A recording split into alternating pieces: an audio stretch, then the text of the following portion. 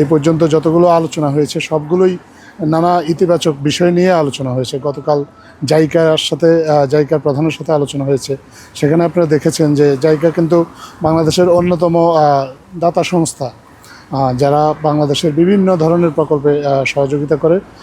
সেই অনগোয়িং যে প্রকল্পগুলো আছে সেগুলোতে সহযোগিতার বিষয়গুলো আলোচনা হয়েছে, বিশেষ করে মাতার বাড়ি নিয়ে।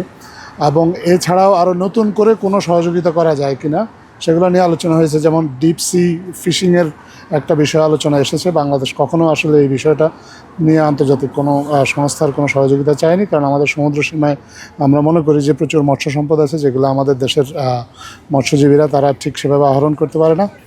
এর পাশাপাশি তারা আমাদের যে তরুণ রাজনীতিবিদ, বিভিন্ন রাজনৈতিক দলের যেই তরুণ রাজনীতিবিদ আছে, তাদেরকে আরও কীভাবে তাদের ক্যাপাসিটিটা বিল্ডিং করা যায়, বিভিন্ন দেশের গভর্নেন্স সিস্টেমটা যদি তাদেরকে দেখিয়ে তাদেরকে ভবিষ্যতের জন্য প্রস্তুত করা যায়, সে বিষয়ে সহযোগিতার আগ্রহ ব্যক্ত করেছে। তো এটা শুধু যে অর্থনৈতিক সহযোগিতা তা না, অন্যান্য আরও যেসব ক্ষেত্র আছে, দুটো বন্ধুত্বপূর্ণ দেশের মধ্যে যে ধরনের সহযোগিতা সম্পর্ক সচরাচর হয়ে থাকে সেরকমই হয়েছে। আর জাপান তো আমাদের স্ট্র্যাটেজিক একটা পার্টনার হিসেবে আগে থেকেই আছে।